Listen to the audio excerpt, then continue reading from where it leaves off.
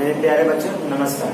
आज हम महाराष्ट्र के एसएससी बोर्ड 10 का चैप्टर नंबर 3 पढ़ेंगे, जिसका नाम है ब्रीथ का इसका नाम है ब्रीथ यानी सर्कल।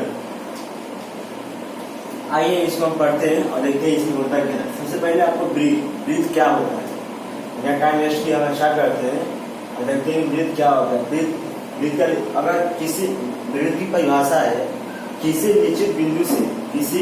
निश्चित बिंदु से मान लीजिए मेरा ये बिंदु है, ठीक है, किसी निश्चित बिंदु से समदूरस्थ मतलब समान दूरी पर, किसी निश्चित बिंदु से समदूरस्थ एक ही परतल में यानी एक ही परतल में स्थित, ये आपका हो गया समदूरस्थ। क्या होगा आपका समदूरस्थ बिंदुओं के समसमुच्चय को क्या बोलते हैं, ब्रीथ बोलते हैं। एक ही परतल में किसी निश्चित बिंदु से समदूरस्थ बिंदुओं के समसमुच्चय को ब्रीथ करते हैं। और ये जो निश्चित बिंदु है उसको बोलते हैं केंद्रक। क्या बोलते हैं, सेंटर। क्या बोलते हैं, सेंटर यानी केंद्रक। ब्रीथ का केंद्र निश्चित बिंदु या स्थिर बिंदु को ब्रीथ का केंद्र कहते हैं। स्थिर बिंदु है ना, ये सब क्या परिवर्तन बिंदु। ब्रीथ के केंद्र से होकर जाने वाली रेखा को ब्रीथ का व्यास कहते हैं। अब मान लीजिए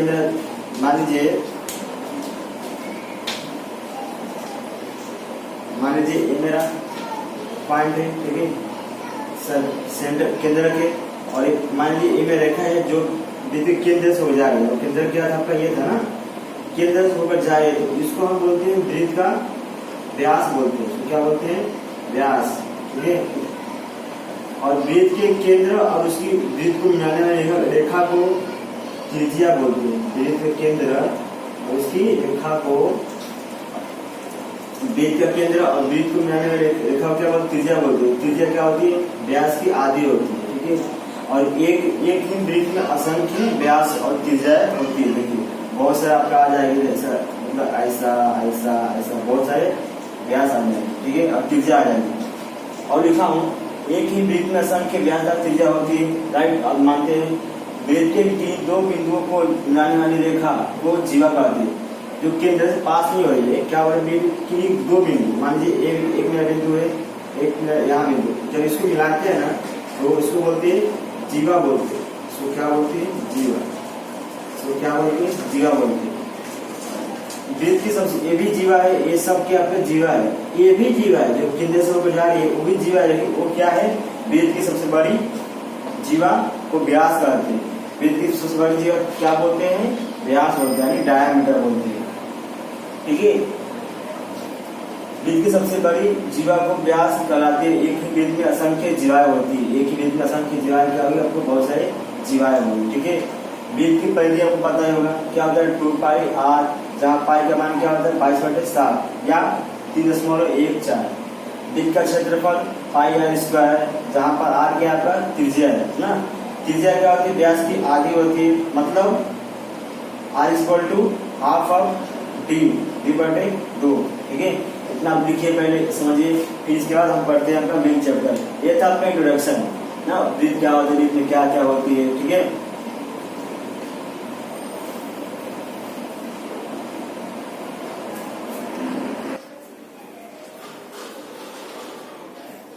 चलिए अब हम कुछ 9th में आप लोग पढ़े होंगे ना, 2-3 थ्योरम है आपका, 4 थ्योरम था, उसका कुछ हम डिवाइड मान लेते हैं। पहला थ्योरम बोलता है एक ही ब्रीथ, मानिए ब्रीथ आपका, ब्रीथ के केंद्र से उसकी जीवा पर डाला गया लंब क्या करता है, जीवा को समद्विभाजित करता है। ये पहला बोलता है ना, केंद्र से जीवा पर डाला गया लंब जीवा को समद्विभाजित करता है। आपको ये याद रहना चाहिए, क्योंकि ये सम जब करेंगे आप ना, सम काम आएगा। इसका विलोम कर दीजिए जरा, विलोम मतलब उल्टा, ठीक है। ब्रीथ के केंद्र और उसकी ब्रीथ के केंद्र और जीवा के मध्य बिंदु, आपका ये मध्य बिंदु हो जाएगा।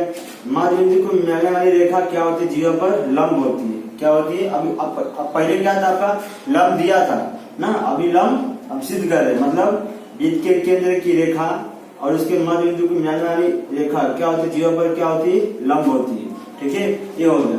तीसरा आपका है, तीसरा एक ही वृत्त में या समसम वृत्त हो, दो वृत्त हो समसम या एक ही वृत्त में चलेगा। अगर मान लीजिए दो जीवा है, ये जीवा है और ये जीवा, ठीक है, अगर इसकी जो दूरी है केंद्र से क्या है, समान है, मतलब ये जितना उतना ये है, ये क्या है, केंद्रक है, तो ये जो जीवा है ना क्या होगी, बराबर होगी, क्या होगी, ये जीवा है इसके क्या होगी, समसम हो जाएगा। ठीक है, अब इसका उल्टा कर दीजिए, अब इसका उल्टा कर दीजिए। मान लीजिए अभी क्या होता है, एक ही वृत्त या समसम वृत्त की जीवा है, अगर मान लीजिए एक ही वृत्त है, इसका केंद्र रखिए, ठीक है, अगर दो जीवाएं है, ठीक है, और एक केंद्र से क्या है, समान दूरी पर, क्या है, समान दूरी पर है, मतलब ये जितना है उतना। अभी उल्टा कर रहे हैं, पहले क्या था, जीवा समसम था इसलिए केंद्र से इसकी दूरी ये मतलब इतना और इतना पार क्या समसम हो रहा था। अभी उल्टा कर रहे हैं, अगर मान लीजिए अभी केंद्र से इसकी दूरी समान है जीवाओं की, ठीक है, तो ये जीवाएं क्या होती है, समसम होती है। ठीक है, अभी उल्टा कर रहे हैं, अगर मान लीजिए अभी समसम जीवाएं है, इनकी दूरी क्या केंद्र से समान होगी। अभी उल्टा फुल्टा, ठीक है, उल्टा कर देने पर हो जाएगा, एक दूसरे का विलोम हो जाएगा। ठीक है, ये तो हो गया आपका 9th का रिवाइज की। अब आइए हम 10th का अब अपना मेन चैप्टर स्टार्ट करते हैं। ठीक है, पहला है आपका स्पर्श रेखा, छेदन रेखा, स्पर्श रेखा और छेदन रेखा। मानिए ये मेरा क्या सर्कल है, क्या सर्कल है, वृत्त है, और एक रेखा है जो वृत्त को दो भाग में बांट रही है, दो भाग में बांट रही है। देखिए ये मैं लाइन की मारता हूँ ऐसा, ठीक है, ये क्या की, ये जो रेखा ये क्या करे, रेखा वृत्त को दो बिंदुओं पर प्रतिच्छेदित करती है। यहाँ ए लेता हूँ, यहाँ पर बी लेता हूँ, तो रेखा ए बी को क्या बोलते हैं, वृत्त का छेदन रेखा बोलते हैं। छेदन मतलब दो भाग में बांटना, छेद है यहाँ पर प्रतिच्छेदित करती है, यहाँ पर भी प्रतिच्छेदित करती है, इसलिए रेखा ए क्या होगी, वृत्त की छेदन रेखा होगी। छेदन मतलब वृत्त की वह रेखा जो वृत्त को दो भागों में डिवाइड करती है ना, एक ये भाग हो गया, दूसरा ए भाग हो गया ना। और होती है बात, इसको बोलते हैं छेदन रेखा, क्या बोलेंगे, छेदन रेखा, छेदन रेखा। अब बात आती है स्पर्श रेखा, छेदन रेखा बोलते हैं सेकेंड। ठीक है, अब आती है बात स्पर्श रेखा। ऐसा कोई रेखा हो, ऐसा कोई लाइन हो जो वृत्त को टच होकर जाती है, क्या होती है, टच होकर। चलिए एक लाइन में मारता हूँ, खींचता हूँ, जो वृत्त, मान लीजिए ये मेरा क्या लाइन है जो वृत्त की परिधि को क्या टच करती है, क्या है, टच करती है ना, तो इसको बोलते, मान लीजिए रेखा ए में, इसको बोलते हम स्पर्श। भाई जो रेखा है वृत्त को क्या करे, स्पर्श कर रही है, छू रही है, इसको बोलते हैं स्पर्श रेखा। स्पर्श रेखा क्या बोलेंगे इसको, स्पर्श रेखा। ठीक है, यानी टेंजेंट बोलते हैं, टेंजेंट क्या है, टेंजेंट। मान पा रहा है, छेदन रेखा स्पर्श रेखा क्या होती है, छेदन रेखा मतलब वह है जो वृत्त के दो भाग में बांटती है, उसको बोलते हैं छेदन रेखा। स्पर्श रेखा मतलब वह है जो वृत्त को छूकर या टच होकर स्पर्श होकर जाती है, उसको बोलते हैं स्पर्श रेखा बोलते हैं। अब एक थ्योरम है जो जिसके लिए से बहुत सारे सम आते हैं, ठीक है, उसका नाम है स्पर्श छेदन रेखा का प्रमेय। यहाँ पहला है आपका स्पर्श रेखा का प्रमेय, नाम है पहला स्पर्श रेखा का प्रमेय, नाम है पहला स्पर्श रेखा का प्रमेय। क्या है, स्पर्श रेखा का प्रमेय। ठीक है, हाँ, स्पर्श रेखा का प्रमेय। मान लीजिए ये मेरा, इसको प्रूफ नहीं करूंगा, इसका जो प्रूफ है कॉन्ट्राडिक्शन से, यानी असंगत से। इसका जो प्रूफ होता है, मान लीजिए मानता हूं कि मेरा ये जो लिखा, ये मेरा बनाया सर्कल नहीं है। मान लीजिए इसका जो प्रूफ है गलत तरीके से प्रूफ करते हैं, मानते हैं कि गलत है, गलत कोई गलत प्रूफ करते हैं। मान लीजिए ये मेरा 5 है, मैं इसको मानता हूँ 5 क्या रियल नंबर है, मानता हूँ कि ये रियल नंबर नहीं है। अब रियल नंबर नहीं है, कुछ और होगी, बस क्या करूंगा, सिद्ध करूंगा रियल नंबर नहीं है। अगर रियल नंबर नहीं आती है अगर मैं इसको सिद्ध करते करते रियल नंबर ही आ जाती है, मतलब जो माने थे, क्या माने थे कि रियल नंबर नहीं है, वो क्या हो गया, गलत हो गया, मतलब क्या होगा, ये रियल नंबर होगा। भाई हम इसको मान के चले थे कि ये तो है रियल नंबर, सिर्फ ये रियल नंबर है, मान लिया कि ये रियल नंबर नहीं है, रियल नंबर यानी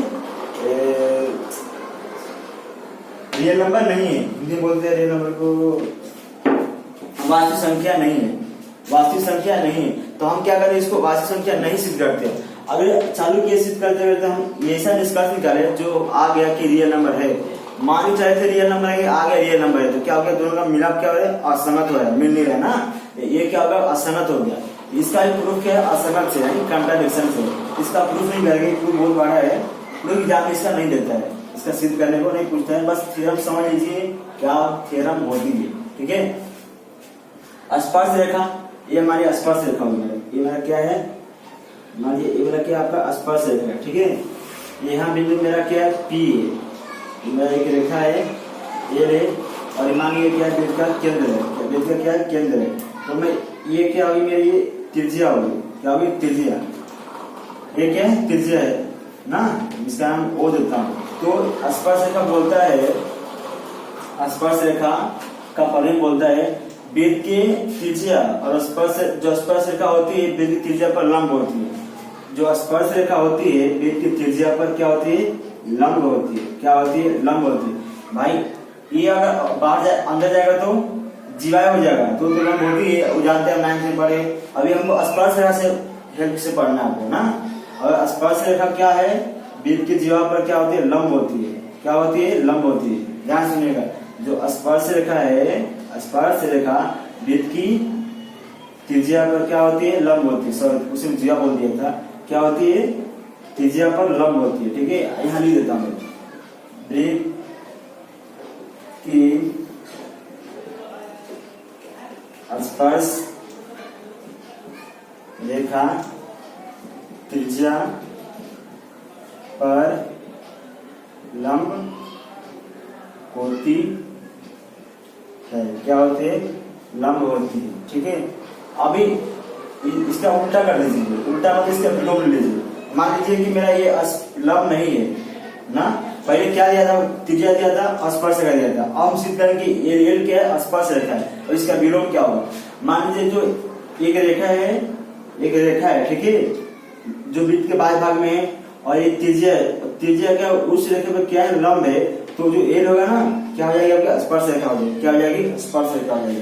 कब, जब त्रिज्या वृत्त के बाह्य भाग में से रेखा पर क्या हो, अगर लंब हो, अगर लंब हो तो ये क्या हो जाएगी, आपकी स्पर्श रेखा हो जाएगी। अभी इसका विलोम, वृत्त की त्रिज्या, त्रिज्या अगर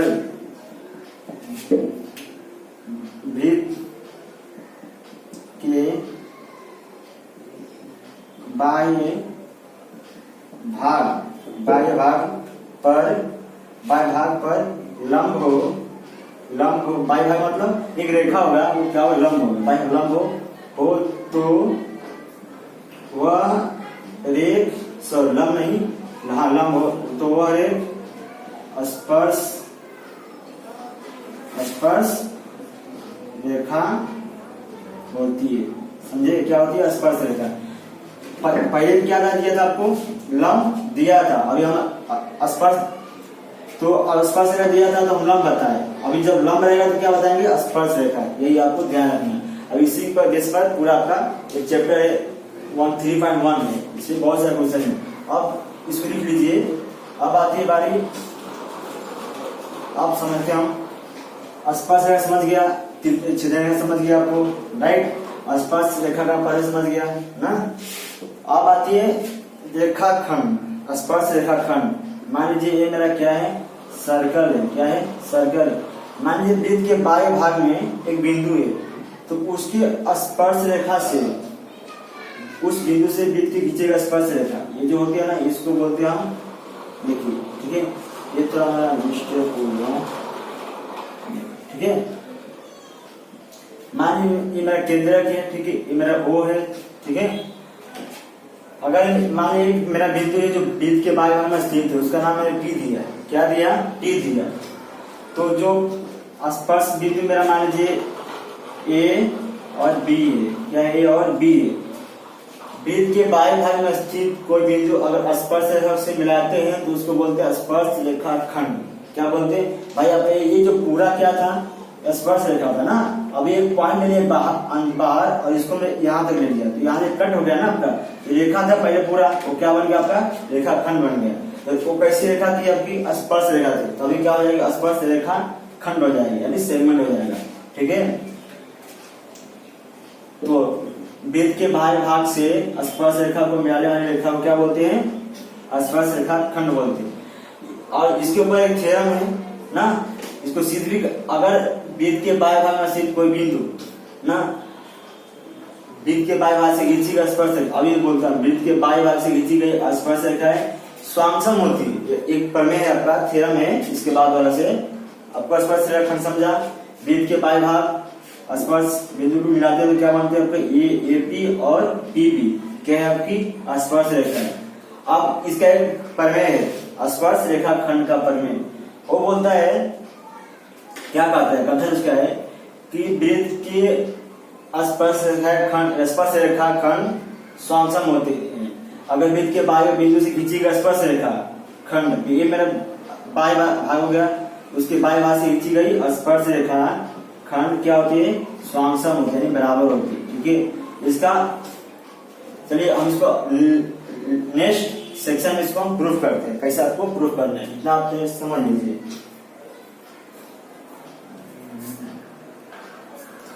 चलिए अब हम क्या करते हैं? थ्योरम को प्रूफ करते हैं। कौन सा? आपको बताया था ना, स्पर्श रेखा खंड का हमको प्रमेय सिद्ध करना है। स्पर्श रेखा खंड आपको पता ही है, स्पर्श रेखा क्या होता है? वृत्त के बाह्य भाग से, वृत्त के बाह्य भाग से खींची गई रेखा को क्या बोलते हैं? स्पर्श रेखा खंड बोलते हैं। ये बोलता है, इसका प्रमेय क्या बोलता है? वृत्त के बाह्य भाग से खींची गई स्पर्श रेखा खंड स्वांगसम होते हैं। मान लीजिए मेरा वृत्त का बाह्य भाग है, ठीक है ना, इसी में क्या कहता हूँ? ये स्पर्श रेखा खींचता हूँ। क्या खींचता हूँ? स्पर्श रेखा खींचता हूँ। ठीक है, खींच दिया, ये भी खींच दिया, आपका स्पर्श रेखा है ना, आपके हो गई ये, समझिए स्पर्श रेखा हो गया। ठीक है, ये मेरा बाह्य बिंदु क्या माने? पी है। स्पर्श बिंदु क्या है मेरा? यहाँ पर ए है और पी है। तो आपको क्या बोलता है कि सिद्ध करिए कि स्पर्श रेखा खंड क्या है? स्पर्श रेखा खंड एपी और बीपी क्या होते हैं? स्वांगसम होते हैं। हमको ए और ए बराबर ए और आपको सिद्ध करना है। ठीक है, और मानता हूं वो क्या? वृत्त का केंद्र है, ये अपना दत्त रहेगा। ठीक है, दत्त लिखिए बिंदु वो केंद्र वाले वृत्त में एक एपी और बीपी क्या है?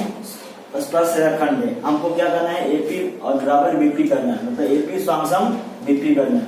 एक रचना किया, क्या किया? रचना किया, बिंदु पी को केंद्र ओ से मिलाना, मतलब रेख ओपी खींचा, तथा त्रिज्या भी खींच दिया। आपको क्या खींच दिया? त्रिज्या खींच दिया। ठीक है, ये वृत्त की त्रिज्या खींचा। क्या खींचा? त्रिज्या। हमको एपी बराबर बीपी करना। ये कब होगा? जब ए और त्रिभुज और ये त्रिभुज क्या होगा? स्वांगसम होगा। हमारा काम क्या रहेगा? दोनों त्रिभुज को स्वांगसम सिद्ध करना। काम हमारा ये क्या रहेगा? हमारा दोनों त्रिभुज को स्वांगसम सिद्ध करना। चलिए, और त्रिज्या रचना किया गया, त्रिज्या एओ तथा त्रिज्या बीओ घींचा। क्या किया? घींचा ना। अब चलिए प्रूफ करते हैं। क्या प्रूफ करना हमको? बीपी बराबर एपी ना। ये कब होगा? जब ए वाला त्रिभुज ए वाला मतलब त्रिभुज ए ओ पी स्वांगसम त्रिभुज बी ओ पी की ना। हम इस त्रिभुज क्या करते हैं? दोनों को स्वांगसम सिद्ध करते हैं। तो चलिए, त्रिभुज ए ओ पी तथा त्रिभुज बी ओ पी में देखिए क्या है? रेख ए ओ स्वांगसम है किसके? रेख किसकी? किसके स्वांगसम है? रेख ए ओ स्वांगसम है किसके?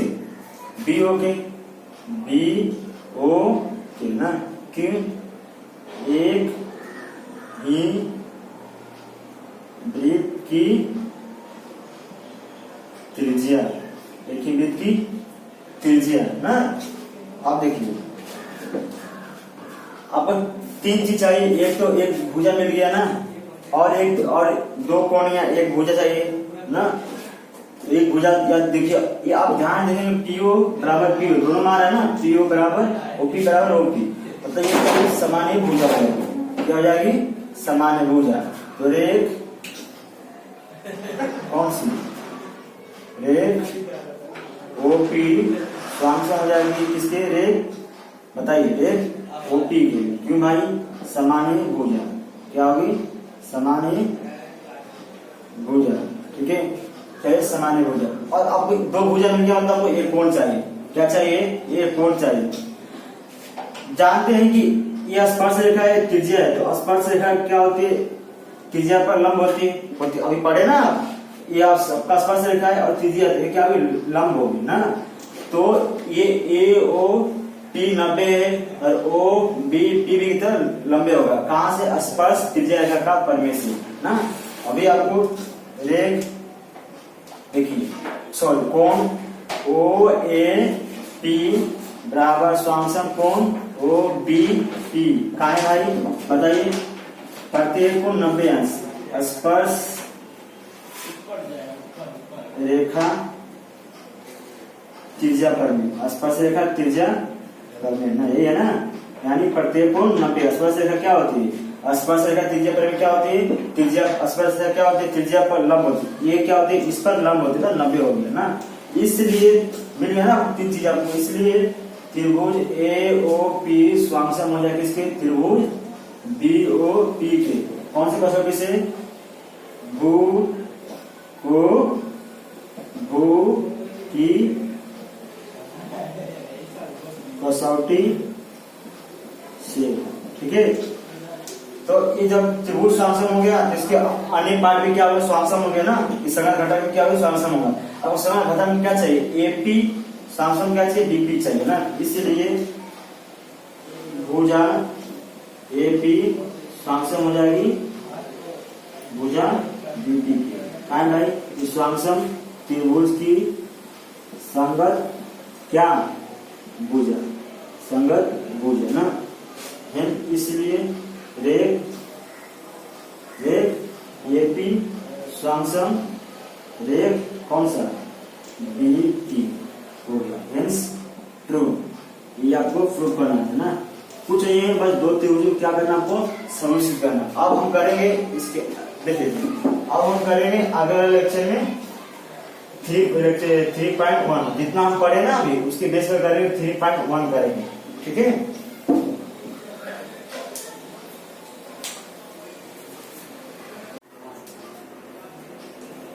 चलिए अब हम करते हैं प्रश्न संग्रह 3.1 एक्सरसाइज 3.1। उसमें से पहला क्वेश्चन ने दिया है, सी केंद्र वाले वृत्त में ए बी क्या है, स्पर्श रेखा है, और बिंदु ए स्पर्श बिंदु है। क्या है, स्पर्श बिंदु है। तो निम्नलिखित प्रश्नों के उत्तर लिखिए। ये सब क्या करना, आपका प्रश्न का उत्तर लिखना है। ठीक है, पहला प्रश्न आपका, एंगल सी ए बी का माप कितना होगा, किधर सी ए बी का माप कितना होगा, बताइए। देखिए ए बी क्या है, स्पर्श रेखा है, और सी ए क्या है, त्रिज्या है। तो स्पर्श त्रिज्या के पढ़ने से ए बी लंब हो जाएगा ए सी पर, मतलब ये कितना हो जाएगा आपका, 90 हो जाएगा। कितना हो जाएगा, 90। लिख देते इसको। पहला, रेख ए बी लंब है किस पर, या बी ए, क्या है, बी ए लंब है किस पर, रेख त्रिज्या सी ए पर ना। क्यों, स्पर्श त्रिज्या रेखा प्रमेय ना। चलिए दूसरा, तो इसलिए एंगल सी ए बी कितना हो जाएगा, 90। दूसरा क्या पूछा, देखिए दूसरा पूछा है बिंदु सी रेख ए बी से कितनी दूरी पर है। बिंदु सी किधर है आपका, सी ए बी से, मतलब यहाँ से कितनी दूरी पर है, ए बी से कितनी दूरी पर है। ठीक है, देखिए तो सी ए क्या है, त्रिज्या है, और त्रिज्या की लंबाई दिया है आपको, 6 दिया है। क्या दिया है, 6 दिया है। त्रिज्या की लंबाई कितना दिया है, 6 दिया है। ये आपको दिया है 6। ठीक है, कितनी हो जाएगी, तो इसलिए बिंदु सी या रेख ए बी से 6 सेंटीमीटर पर है ना, दूरी पर है। तीसरा देखिए, यदि डिस्टेंस ऑफ ए बी, अगर डिस्टेंस ऑफ ए बी आप कितना है 6 है, तो डिस्टेंस ऑफ बी सी कितना होगा? ये आपका 90 है। और मैं इसको मिला देता हूँ तो क्या हो जाएगा? समकोण त्रिभुज बन जाएगा। इसमें क्या लाएगा? पाइथागोरस का प्रमेय ना।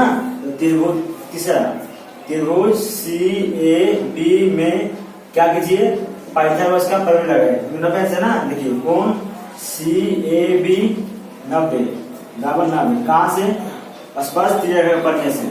इसलिए बताइए आगे प्रमेय जरा पाइथागोरस का। A B sorry B C square बराबर A C square plus A B square. Pythagoras का प्रमेय क्या है? पाइथागोरस का प्रमेय, पाइथागोरस क्या है? पाइथागोरस प्रमेय ना। बीसी पूछा आपको ना कितना होगा डिस्टेंस ऑफ बीसी। एसी कितना आपका? 6 का स्क्वायर प्लस 6 का स्क्वायर, दोनों हो जाएगा आपका 36 प्लस 36 कितना आ जाएगा? 72। अभी आपका क्या है? बीसी स्क्वायर है ना, क्या लेना पड़ेगा आपको? यहाँ 72 है। क्या लेना पड़ेगा आपको? दोनों पक्षों का वर्गमूल लेना पड़ेगा। क्या लेना पड़ेगा? दोनों पक्षों का वर्गमूल देते हैं, दोनों पक्षों का वर्गमूल लेना पड़ेगा। क्या हो जाएगा? बीसी बाहर निकल जाएगा, इसका क्या हो जाएगा? इसका हो जाएगा 36 गुने 2 यानी 72, और 36 का कितना होता है आपका वर्गमूल? 6 ना। इसलिए बीसी बराबर 6 बाहर निकल जाएगा आपका 36 का वर्गमूल, कनी 2 क्या होगा? बच जाएगा। तो बीसी बराबर 6 कनी 2 सेंटीमीटर ना। ये आपका आंसर है। समझ में आया? चलिए अभी हम फोर्स करेंगे। क्या करेगा? फोर्थ, इतना लिख लीजिए, फोर्स करेंगे। ठीक है, फोर्थ पीछे एंगल ए बी सी का माप निकालिए। ए बी सी किधर है? ए बी सी का माप निकालना है। किसका? ए बी सी का ना। देखिए ए बी सी की संख्या कौन सी होगी? क्या है? देखिए आपके पास क्या है? डिस्टेंस ऑफ ए सी कितना आपके पास? 6 है ना, और डिस्टेंस ऑफ किसका? बी सी कितना था? आपने निकाले यार 6 करनी 2 अभी आप निकाले ना, तीसरे में इसका बीसी का मान आप निकाले ना। अब ध्यान से देखेंगे, आपको क्या पूछे? एंगल ए बी सी की संख्या कौन सी? ए सी ना। जो ए सी है करनी कितनी है? एक बार आप ध्यान देखेंगे तो डिस्टेंस ऑफ ए सी देखिए क्या है। अगर मैं इसको भाग देता हूं, किसे भाग देता हूं? आपको डिस्टेंस ऑफ बी सी क्या मिलेगा? देखिए आपको क्या मिलेगा? आपको 6/6 करनी में 2, ये कट जाएंगे, मतलब क्या? 1/करनी में 2 ना। तो ये जो है आपका कौन? बी सी क्या है? कर्ण की क्या है? आधी हो रही है ना। कर्ण की 1/करनी में कितने हो रही है? कितने हो रही है? 1/करनी में 2 हो रही है। तो करीब तो ये कितना कौन हो जाएगा आपका? ये 45 हो जाएगा ना, क्योंकि 45 की भुजा कितना होते हैं? कोण की कितना होते हैं? 45 होते हैं। ये आप ध्यान से देखेंगे, ये ऐसा ना करके आप, अगर आप ऐसा करते हैं, देखिए कैसा, देखिए ये भी जी था त्रिभुज ए बी सी में, देखिए ए बी बराबर है ए सी के कितना? 6 सेंटीमीटर ना। तो त्रिभुज एबीसी क्या हो जाएगा? आपका समद्विबाहु त्रिभुज हो जाएगा। जब समद्विबाहु त्रिभुज हो जाएगा तो ये जितना होगा उतना ये भी होगा, राइट ना। तो आपका समबाहु त्रिभुज हो गया, तो मतलब ये कितना 90 है, तो ये कितना? ये दोनों कोण क्या हो जाएगा? समान हो जाएगा। इसकी भुजा ये हो जाएगी और इसकी भुजा ये, दोनों समान हो जाएंगे, मतलब क्या हो जाएगा? 45 और 45। इसलिए त्रिभुज ए बी सी एक 2 समद्विबाहु त्रिभुज है। इसलिए एंड कोण भी लिख दीजिए, सी ए बी कितना है? 90 डिग्री। इसलिए कोण ए बी सी कितना हो जाएगा? 45 ना, 45, और ए सी बी कितना हो जाएगा? 45 हो गया। चलिए ये आपका हो गया 4। अब हम करेंगे दूसरा क्वेश्चन। क्या करेंगे हम? दूसरा क्वेश्चन। अब हम क्वेश्चन नंबर 2 करते हैं। इसमें लिखा है वृत्त के वो केंद्र वाले वृत्त में वृत्त के बाह्य भाग में बिंदु एक आर स्थित है, उसे क्या खींचा गया है? दो स्पर्श रेखा खींचा गया, इसका नाम है आर ए और आर ए। ठीक है, स्पर्श रेखाखंड वृत्त को बिंदु एम पर बिंदु एम और एम पर क्या करती है, प्रतिच्छेदित करती है। यदि length of O R, length of O R किधर है आपका, ओ आर इधर है ना, यदि लेंथ ऑफ ओ आर कितना है, 10 है ना, तो वृत्त की त्रिज्या ज्ञात करना है। क्या ज्ञात करना है, वृत्त की त्रिज्या। तो वृत्त की त्रिज्या 5 सेंटीमीटर है, सॉरी, यदि length of O R 10 centimetre और वृत्त की त्रिज्या दी आपको 5 सेंटीमीटर, ये भी दिया है 5, ये भी 5 ना। तो निम्नलिखित प्रश्नों के उत्तर लिखिए। प्रत्येक स्पर्श रेखाखंड की लंबाई ज्ञात कीजिए। ठीक है, आर एम और आर एम जानते हैं कि एक ही वृत्त में वृत्त के बाएं भाग से खींची गई स्पर्श रेखाखंड क्या होती है, समसम होती है। मालूम है ना, जितना आर एन होगा उतना ही आर एम होगा। क्यों, क्योंकि वृत्त के बाएं भाग से खींची गई स्पर्श रेखा क्या होती है, समसम होती है। राइट, चलिए करते हैं इसको, तो हल करते हैं, पहले निकालते हैं। अब क्या निकालना है आपको, आर एन निकालिए चाहे आर एन निकालिए। अब जानते हैं कि स्पर्श रेखा है और ओ एन क्या है, त्रिज्या है, तो ये क्या हो जाएगी, लंब हो जाएगा ना। कहां से, स्पर्श त्रिज्या रेखा का परिमेय। देखते हैं एक कौन सा, आर एन वृत्त की स्पर्श रेखा तथा एक ओ एन क्या है, त्रिज्या है ना, इसलिए ओ एन लंब हो किस पर, एन आर पर। कहां से,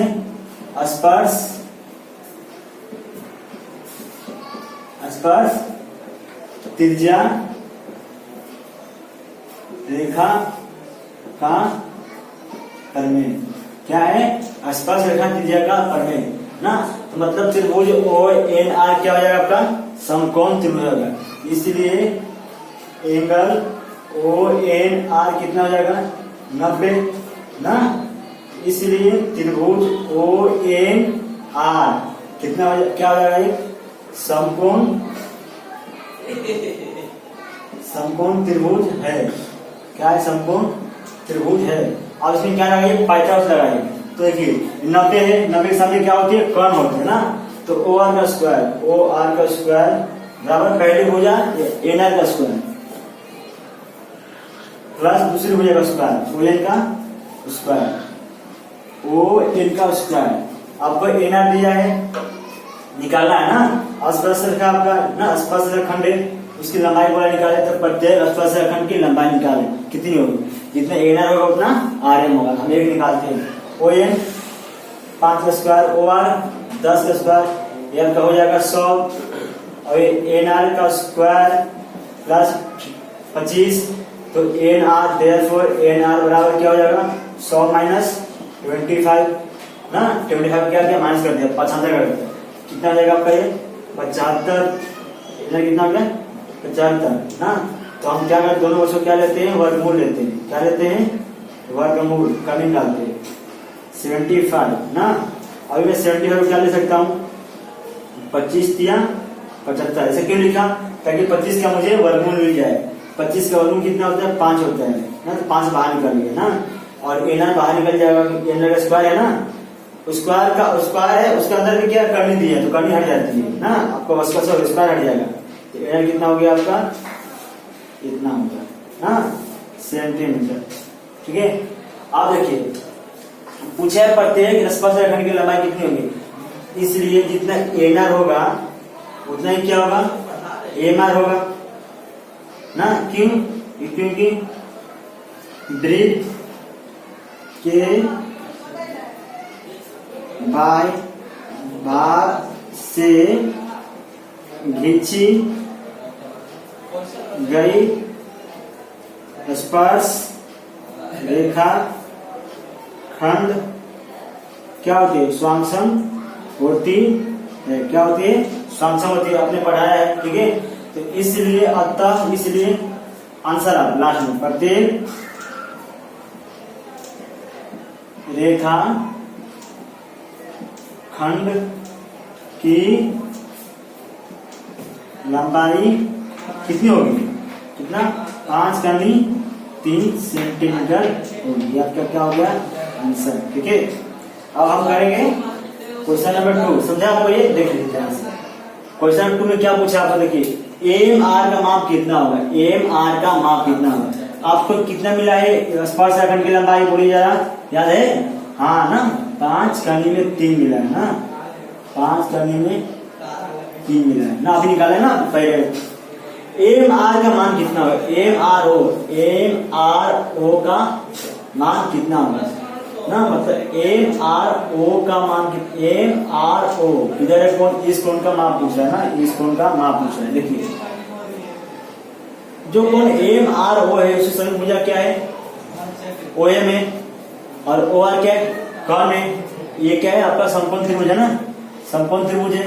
समकोण त्रिभुज एम आर ओ में ओ आर कितना है आपका 10 है, एम ओ कितना है 5 है, मतलब ओ आर क्या है, कर्ण क्या है, कर्ण क्या है इसका 2 गुना है ना, मतलब जो इसकी जो समकोण भुजा है क्या कर्ण की आधी हो रही है ना। देखिए समकोण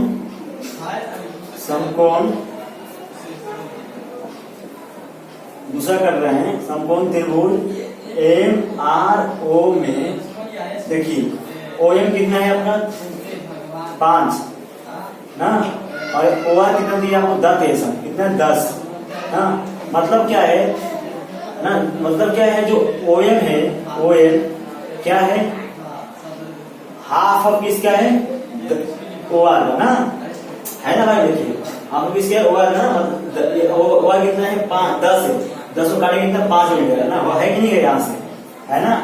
तो जो ओ एम है किसकी समूह भुजा है, कौन एम आर ओ के क्या है समूह भुजा है। तो इसलिए कौन एम आर ओ कितना हो जाएगा, बोलिए हाफ है।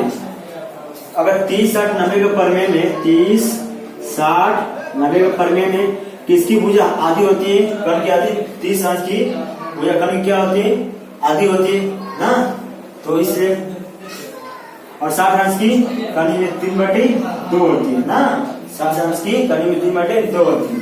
तो इसलिए एम आर ओ कितना हो जाएगा आपका, कितना हो जाएगा बोलिए, तो 30 कहां से 30 60 90 के परमेय से, क्यों, क्योंकि ये जब आपका कर्ण था ना, ये ओ आर था, ओ आर क्या वो कर्ण है समकोण त्रिभुज ना, ये कर्ण है, कर्ण इस कोण की भुजा क्या ओ एम, वो क्या कर्ण की आधी है ना, तो 30 अंश क्या हो जाएगा, कर्ण की आधी होती है, जानते हैं, इसलिए कितना हो जाएगा 30 अंश हो जाएगा।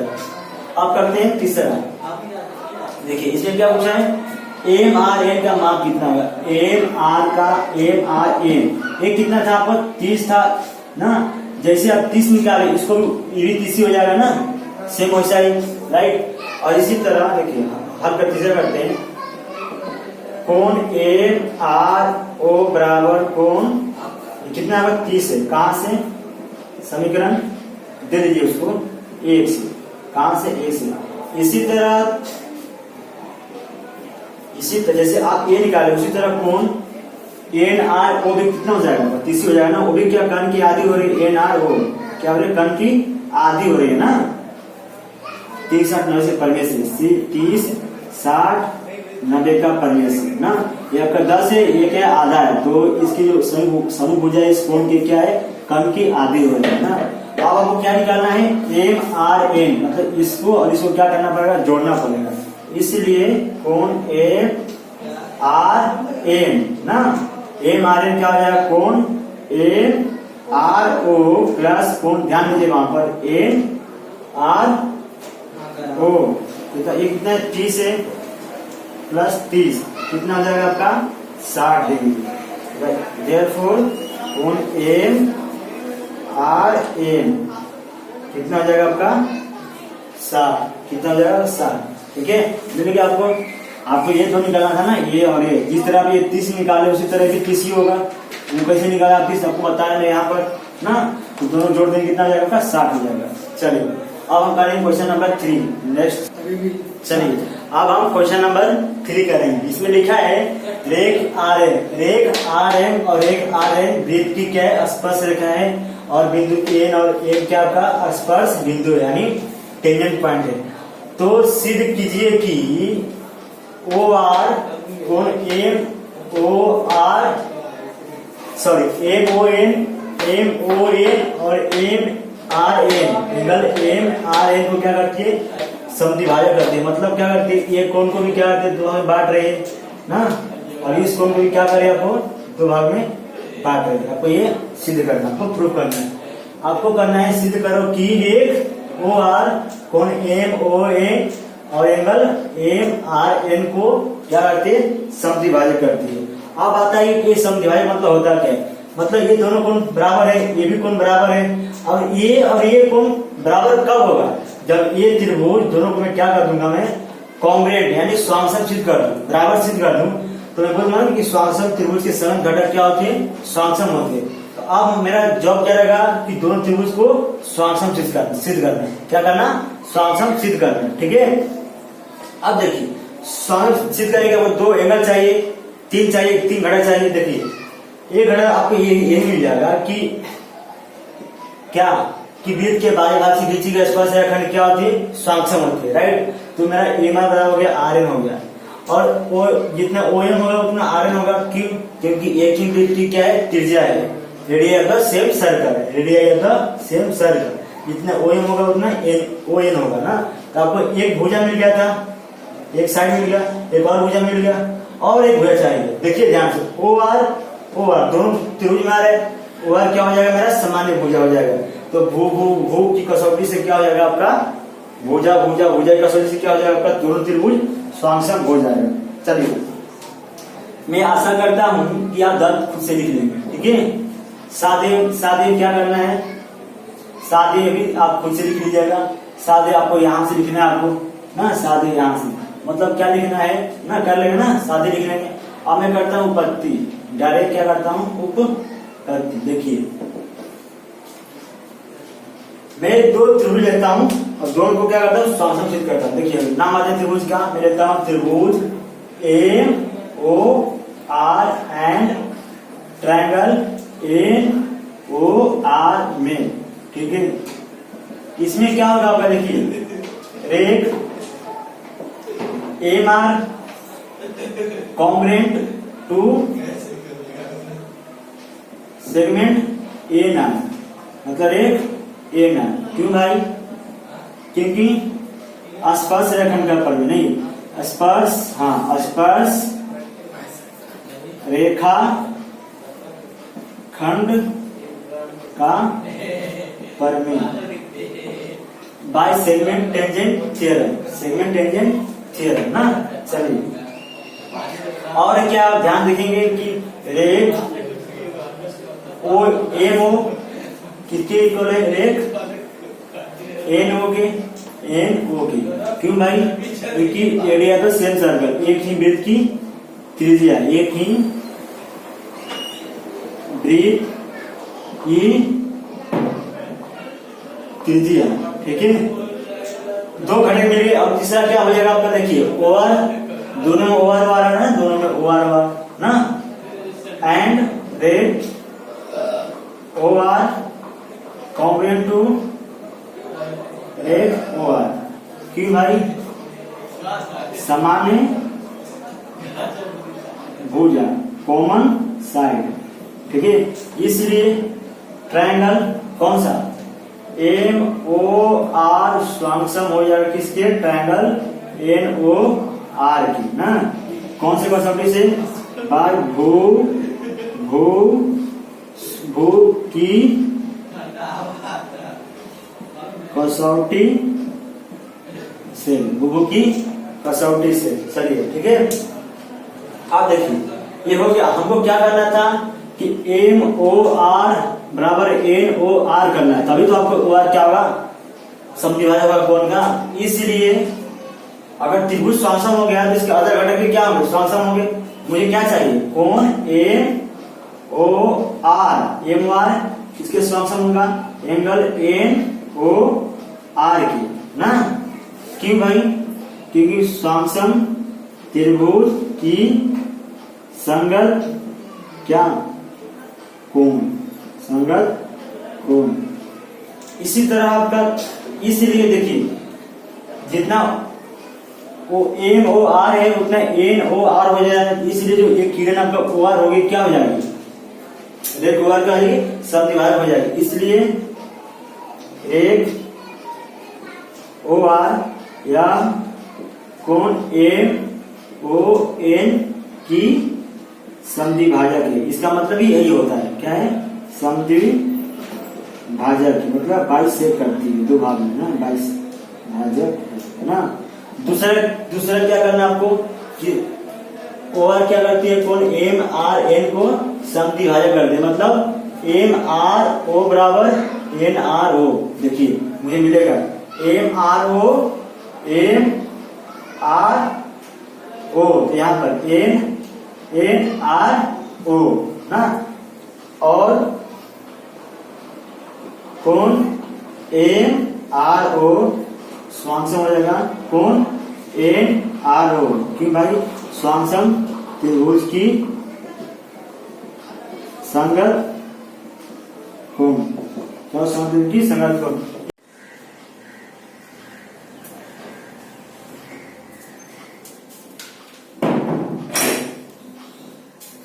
तो आइए अब हम क्वेश्चन नंबर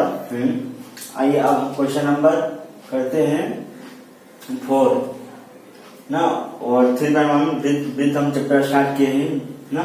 अब उसमें से हम करते हैं 3.1 का क्वेश्चन नंबर 4।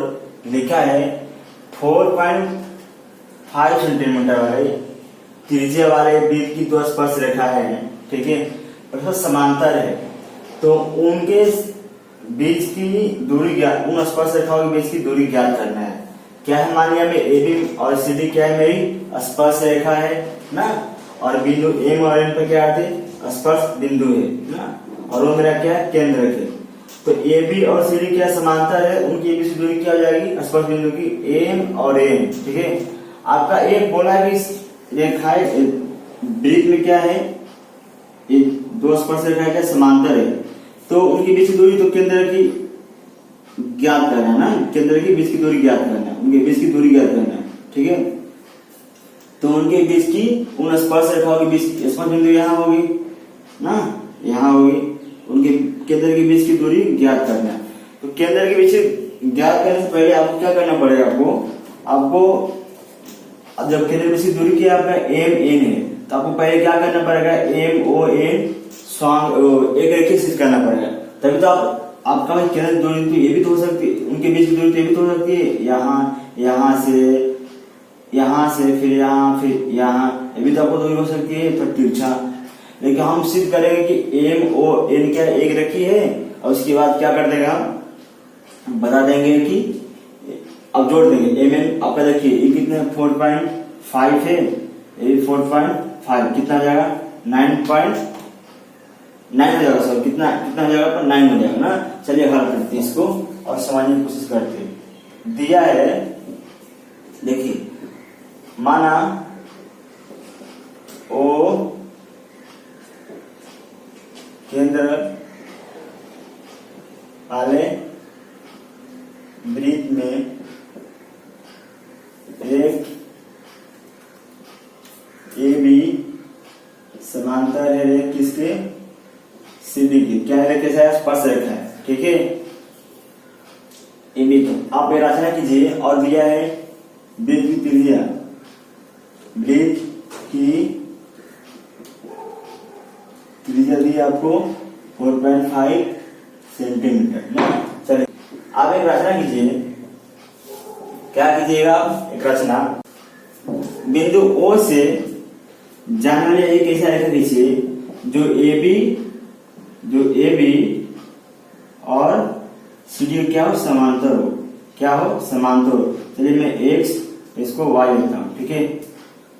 मैं एक XY खींचा जो कहां से पास हो रही है, आपकी केंद्र से जा रही है, ठीक है, कहां से जा रही है, केंद्र से जा रही है, और किसे समांतर है, AB और एक CD के समांतर है, ठीक है। तो रेख XY खींचा जो रेख AB तथा रेख AB और CD क्या है आपका स्पर्श रेख है, रेख के रेख कौन सा CD के क्या है समांतर है, क्या है समांतर है। देखिए अभी आप रचना किए कि AB समांतर है XY है ना, चलिए करते हैं इसको। किया ना कि रचना से सिंस चूंकि AB समांतर है XY, तो आपका मान लेता हूं कि मेरा MO क्या रेख हो जाएगी तथा MO इसकी क्या है तिर्यक रेख है, क्या है तिर्यक रेख है। तो आपका A कोण और A कोण क्या हो जाएगा अंतर कोण, तो इसलिए कोण AMO प्लस कोण कौन सा MOX sorry AMO plus MOX बराबर कितना हो जाएगा 180। कहां से, अतः कोण की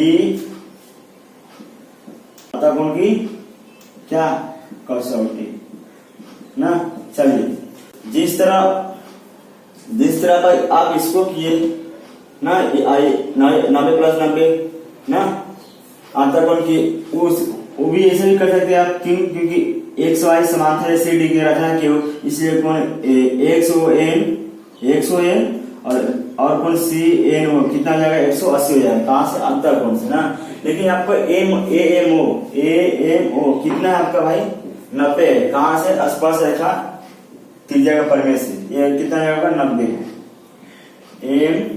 MOX बराबर 180, ये आपका 90 कहां से हुआ, 90 है ना भाई स्पर्श रेखा त्रिज्या के परिमेय से। तो आपको MOX कितना मिल जाएगा आपको 180 डिग्री माइनस 90 डिग्री ना, कितना हो जाएगा आपका 90, कितना जाएगा 90 हो जाएगा राइट, कितना जाएगा आपका 90।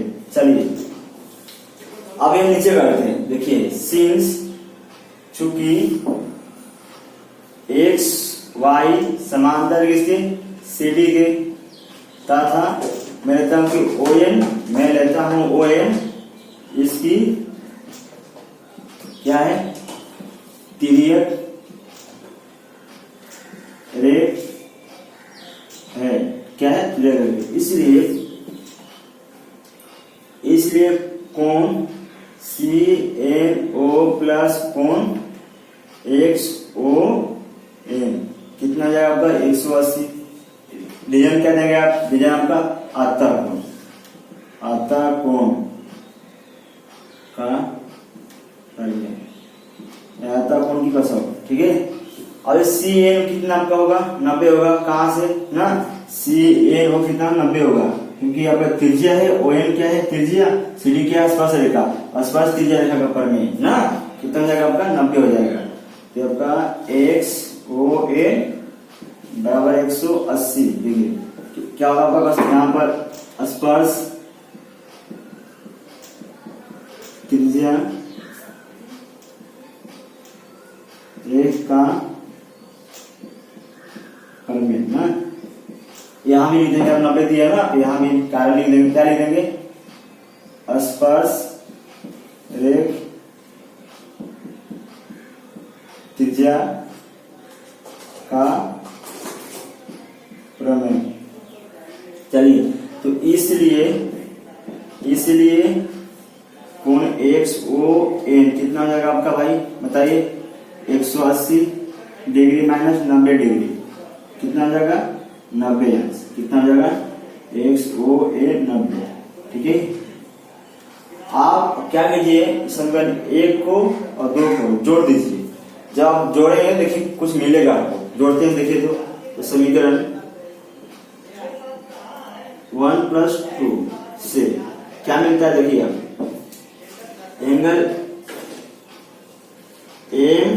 MOX प्लस एंगल XON कितना हो जाएगा 90 + 90 डिग्री, कितना हो जाएगा आपका 180 डिग्री ना। तो therefore angle MOX plus angle NOAX, मैं सोचा उल्टा लिख देता हूँ अभी, NOAX कितना जाएगा आपका 180 डिग्री। मतलब क्या है हम बोल रहे हैं, मतलब कि आपका देखिए ध्यान से, इसको और इसको जब जोड़ते हैं कितना हो रहा है, ये पूरा 180 हो रहा है। अब 180 हो रहा है मतलब ये जो आप देखिए, आप एक लाइन है, ठीक है, और इस पे दो कोण, इस लाइन पे अगर दो कोण बनते हैं, मानिए ये कोण बना और मेरा ये कोण बना, और इस दोनों को जोड़ते हैं कितना आता है 180 आता है, तो उसको क्या बोलते हैं, रेखीय युगल कोण, यानी सरल कोण। क्या बोलते हैं उसको, रेखीय युगल कोण। आपकी ए लाइन सीधी है, उस पे दो एंगल ए था और ए था ना, दोनों जोड़ा कितना है मेरा 180 है, इसलिए मेरा क्या हो जाएगा कोण, ये दोनों कोण क्या हो जाएगी, सरल कोण। सरल कोण कब बनता है, जब लाइन क्या होगा, एक रेखीय होगा ना, क्या होगा, एक रेखीय होगा, इसलिए मेरा लाइन MON क्या हो जाएगी आपकी, एक रेखीय हो जाएगी, इसलिए रेख MON एक रेखीय। मान लीजिए मेरा M यहाँ है, O यहाँ, N यहाँ है, अभी मेरा नंबर यहाँ ऐसा है, ठीक है, यहाँ M है, यहाँ N है, इसको 90 करके कितना ले रहा हूँ, 180 ले रहा हूँ, कितना ले रहा हूँ 180। मतलब क्या होगा, ये कोण और ये कोण क्या है, रेखीय कोण, मतलब एक सीधी लाइन बनेगा रेखीय युगल कोण, यानी सरल कोण कहाँ बनता है, एक सीधी रेखा बनता है ना, तो इसलिए मेरा एक MON क्या हो जाएगा आपका, क्या हो जाएगा, एक रेखीय हो जाएगा, क्या हो जाएगा, एक रेखीय। चलिए यही सब लिखते हैं जो बोले हमने। चलिए तो देयरफॉर कोण MOX एंड कोण NOX is a linear angle, is a सरल कोण। यह सरल कोण है, यह एक नहीं सरल कोण है। सरल कोण बोलिए या रेखीय युगल कोण। इसलिए बिंदु कौन सा, MON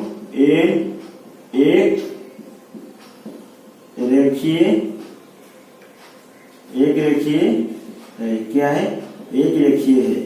एक रेखीय मतलब क्या होगा, पूरे का मान क्या हो जाएगा, MN इसको क्या हो जाएगा, मतलब MON ऐसा ना, तो MN क्या हो जाएगा, MN बराबर MO प्लस ON ना। आपके पास MO कितना है 4.5, आपको त्रिज्या है ना MO, और ये कितना है 4.5, यह है वृत्त की त्रिज्या, वृत्त की त्रिज्या ना, ये जगह पर 9 हो जाएगा, तो MN कितना मिल गया आपका 9 सेंटीमीटर ना। तो लास्ट में क्या करेंगे, आप लिख लेंगे, अतः स्पर्श रेखाओं की बीच की दूरी, स्पर्श रेखाओं की बीच की दूरी क्या है, दूरी कितना जाएगी 9 सेंटीमीटर क्या होगी, क्या होगी 9 सेंटीमीटर होगी। चलिए इसको करिए, आप लिखिए, तो मैं दूसरा क्वेश्चन करता हूँ। अगर आपको नहीं समझ में आता है कुछ बातें मेरी ना, थोड़ा फास्ट बोलता हूँ, तो आप क्या कीजिएगा, वीडियो थोड़ा रिवाइंड कीजिए, रिवाइंड कर देखिए, सब ऐसा कुछ ना हो, मतलब आपको ना बोला हूँ मैं, सब बोला हूँ, कभी कभी फास्ट बोल जाता हूँ तो आप थोड़ा पकड़ नहीं पाओगे, थोड़ा शांति से अच्छे से ईयरफोन डालकर, थोड़ा मैं नॉइजी मेरा रिकॉर्डिंग हो रहा है, आप अच्छे से डालकर ईयरफोन सुनिएगा, आपको समझ में आएगा, ठीक है।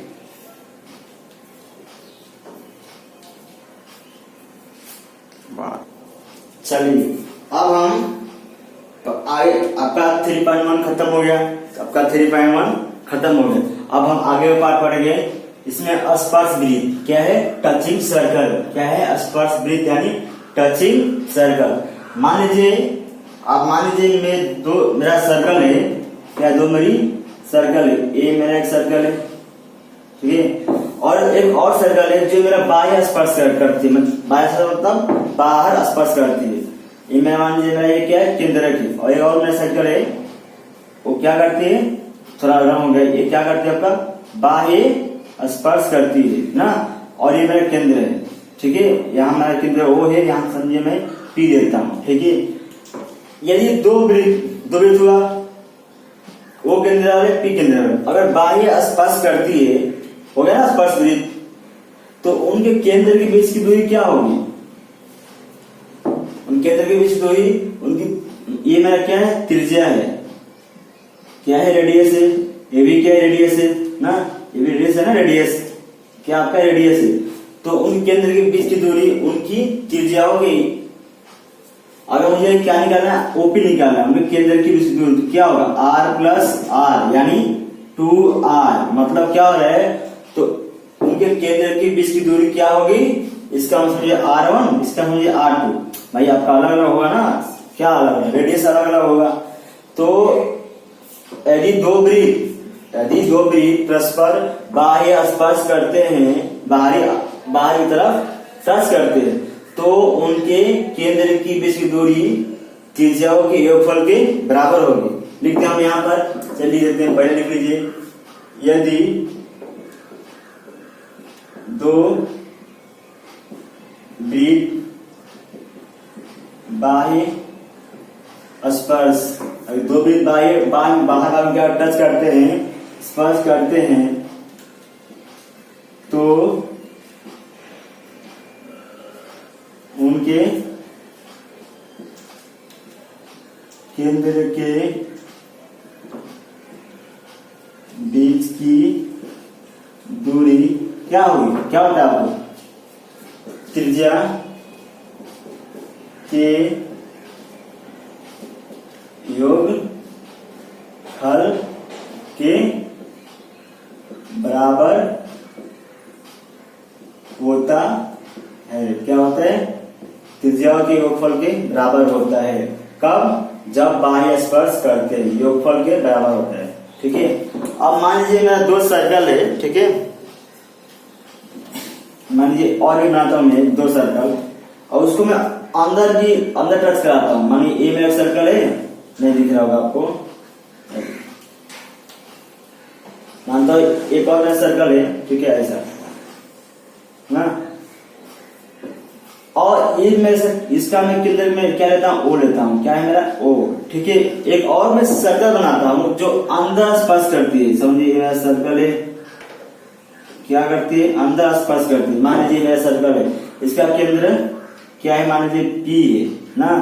अब मुझे उनके केंद्र की बीच की दूरी निकालना है, मतलब क्या निकालना है मुझे, ओपी, क्या निकालना है, ओपी निकालना है।